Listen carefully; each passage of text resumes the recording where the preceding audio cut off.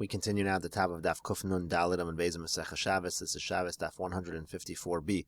We're continuing an examination of the statement of Rabbi Yochanan. Rabbi Yochanan says that if you're mechamer, you won't get any punishment and you won't even get malchus. At first, Rabbi Yochanan says the reason is because the rule is a lav shenitan lazharas misas bezin. If you have a negative commandment that is really designated for a death penalty, ain lokin love, you don't get malchus. And the Gemara continues, vafilu laman damar lokin. Now, even according to the one who says that a lav shenitan lazharas misas bezin does get malchus, lichtov rachman. In this case, the Torah could have written lo sasa kol malacha uvehemtecha.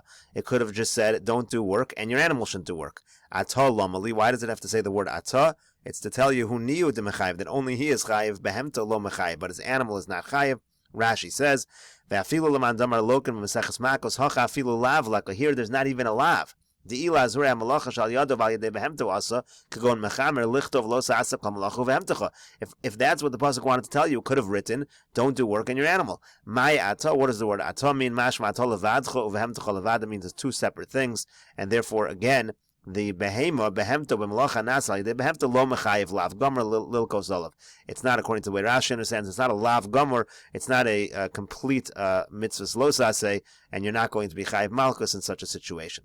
The Gemara quotes the Mishnah, Higia l'chatzer chitzon. Again, this is talking about somebody who's coming back to the city. It's Shabbos has come, and he had expensive or valuable items on his animal, so he's allowed to lead them into the city. And when he gets to the outer courtyard of the city, to an area which is safe, he can then take the items off of the animal. Amar Ravuna, so Ravuna says, Haisa behemto tu'una klei zechuchis. Let's say the animal is carrying glass items, so now it's not going to be so simple to let them drop off the animals; they're going to break.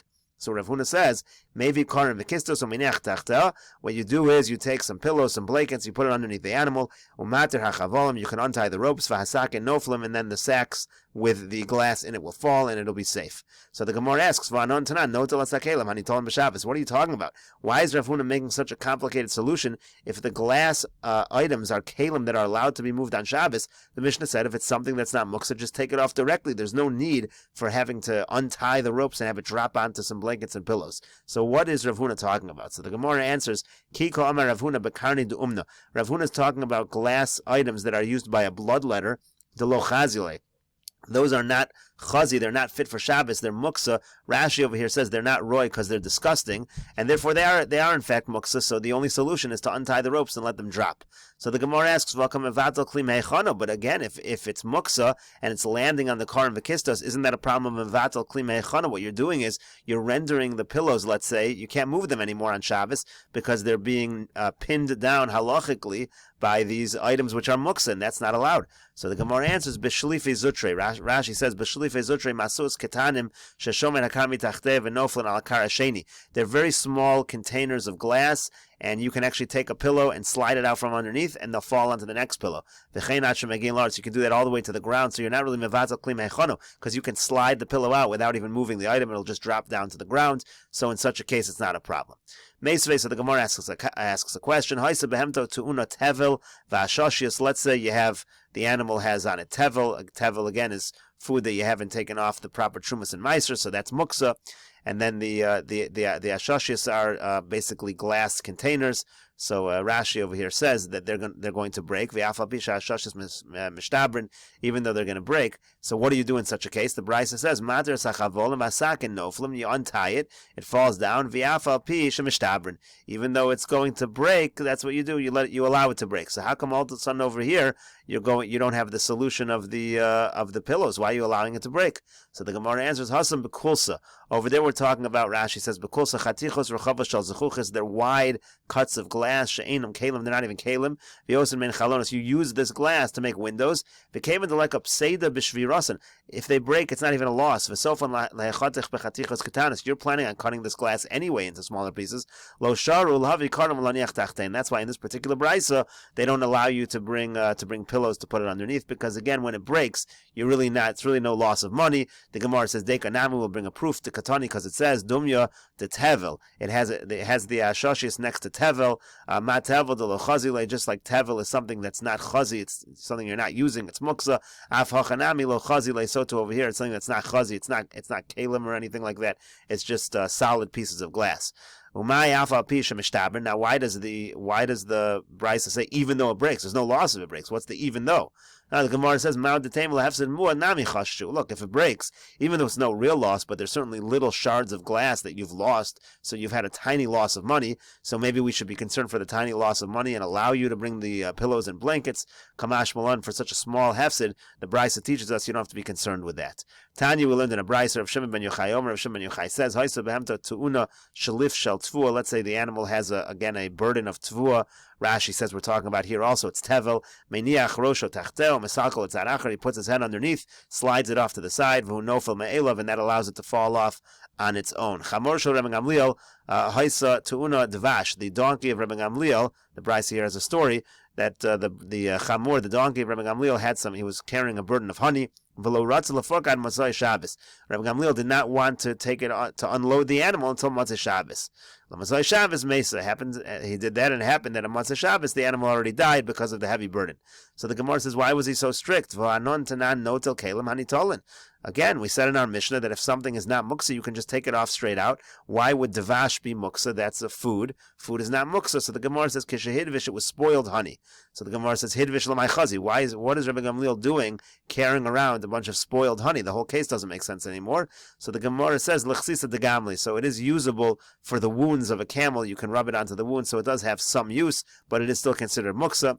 So the Gemara then says, V'yatir chavolim v'yiplu. So why not just v'yiplu sakin? Why not, again, untie the ropes and let it fall off? So the Gemara says for that, mitzdaru zeki, the jugs would have broken, the whole thing would be lost. It's going to fall off and break. And you're going to lose the honey. So the Gemara says, V'yavi karim v'kisas v'yanech tachten. So why not do the solution we said before of having pillows on the bottom, let it fall on that? The Gemara says, Metan v'yi, you didn't want those to get dirty. Again, you're going to end up, this is honey, it's going to spill out, it's going to ruin everything. Rashi says it's not just that he didn't want to ruin it. Rashi says that it's mevatel kli mehechano, because you're making these pillows useless. Now they become muksa, you're going to have a problem of muksa, so it's mevatel kli meichano, so you didn't want to do that. That's the Gemara says, become mevatel kli meichano. If he's going to allow them to get dirty, it's going to be a problem of mevatel kli meichano. So the Gemara says, v'yiko tzar b'alei, but how could he do this? Anyhow, it's tzar b'alei, and the worst you have over here is an isur d'rabbanan of mevatel kli meichano. Certainly tzar b'alei should be docha, that isur d'rabbanan. Gemara answers, kasavar tzar b'alei d'rabbanan. Rabbi Gamliel held that tzar b'alei is d'rabbanan, and that's why Rabbi Gamliel in this case said it's d'rabbanan against another d'rabbanan. So he didn't want to violate mevatel kli meichano. Abaye ashkechei leRabba to come shafshef livrei agab dechamra. So Abaye found Rabba that he was rubbing his son, his child, on the back of the donkey. This was just to make the child laugh, to give the child some pleasure. But the point is, he's using an animal on Shabbos. So Amar Lei, so Abaye said to him, Kameshtamish mar b'balei chayim. Aren't you using balei chayim on Shabbos? How could you do this? So Rashi over here says, Mishnah says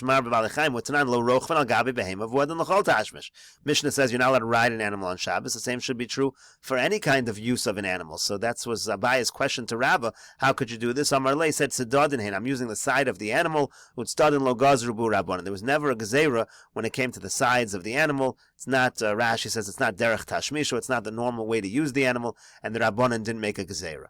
Gemara says, how do we know that this is the case? How do you know that when it comes to the sides of the animal, there's no gezerah? Gemara says, because we learned in a Mishnah, matir chavolim vasakin noflin. It says you untie the ropes, and that allows the sacks, the burdens, to fall off the animal. So the Gemara says, my lav, bechover gevalki, dehavelut stadin, stadin lo gazru barabanan. What kind of rope are you untying over here? So the Gemara says, gevalki. Gevalki means, Rashi says, that it's basically a rope that's holding two burdens, and they kind of drape on each side of the animal. So what you're going to have to do is, you're going to have to lift up the sides in order to untie the rope, because it's very tight. When it's coming down the sides of the animal, that gets very tight. You can't untie the rope in that fashion. So it must be that lifting up those items is okay because it's the sides of the animal. With stadin lo gazru b'rabbanan. That's the proof that there's no gezer on stadin. The Gemara says no, that's not true. Lo bechever agalviki. So Rashi says over here, Shtayim she'en mechubar yachad ali tabas mateches barosha ritzu avo mismar katan. Basically, there's like a little nail in a ring that's holding these two things together. You slip out the nail, and you're not going to have no issue. You're not going to have to lift anything up. It's easy to take it off. Delo have it studin, you're not even using the studin. Inami belichta, another one is there's a pin that's holding it. Rashi says it was similar to something they used when they had containers of wine. So again, you just remove the pin and it falls off the sides of the animal. You don't have to use the studin. Gemara says, Eisvei, we have a question here on this issue. Again, here we have an issue of whether the tzadin, there's a gezeira of tzadin. Now, the question that we just had before was whether there's a gezeira of tzadin on an animal. You're not allowed to use an animal on Shabbos. What about the sides of an animal? Now we're going to have a similar issue when it comes to a tree. You're not supposed to use a tree. What about the sides of a tree? And this has to do with the Gemara and Sukkah. The Brisa says, Shtayim bidei adam ve'achas be'ilon. Let's say you have, this is a Mishnah actually, let's say you have two walls that are made by human hands, but one of the walls is a tree, ksheira, that's not a problem. However, ve'ein olin la b'yantiv. In other words, it's kosher as a sukkah, but on yontiv you can't go into such a sukkah because you're using the tree. Problem of using a tree on yontiv. So the Gemara says, my lav dechak be be'ilan. Isn't the case here where you carved into the tree and you put you put the walls there, and so you're using the sides of the tree, and then you're putting the schach on top, so it's like you're using the sides of the tree. Dehavelut stadin asurin. This shows that the sides of the tree are a problem. So the Gemara says, Lo dechafya le'ilan vanachsiko chaleh. The case over here actually is, you took like two trees, kind of the branches from two trees, you bent them and put them together to be your third wall, and you put the schach directly on the tree. You didn't just drill into the sides of the tree and put a wall there. Use the carvings in the side of the tree to put up a wall. You actually use the tree itself as a wall, and there's schach on top of it. To come a shamish be'ilan, you're using the ilan itself, so it's no proof to stud in one way or the other. Gemara says, Yihachi ema say, for 1 second, if you're using the tree itself, let's look at the end of this Mishnah. Shalosh bidei adam v'achas be'ilan ksheira v'olim la b'yantiv. It says if 3 of the walls would be made by the person and 1 of them by the tree, then it's kosher and you could go on yontiv. V'dechafya le'ilan amay olim la b'yantiv. Now, if you're using the tree itself for the 4th wall and there's schach resting on this thing, you're using the tree. Why should that be any better? You shouldn't be allowed to use it on yontiv. So, and just to say, the lashon here of olin, Rashi points out, doesn't mean you're climbing the tree. Anytime you go into a sukkah, they use the language of olin, go up, because in general, many of their sukkahs used to be on the roofs and similar situations, so it says olin. But the point is, you're going into the tree, you're going into the sukkah, and you're using the schach, which is, in any case, it's using the tree. So who cares if it's the 4th wall or the 3rd wall?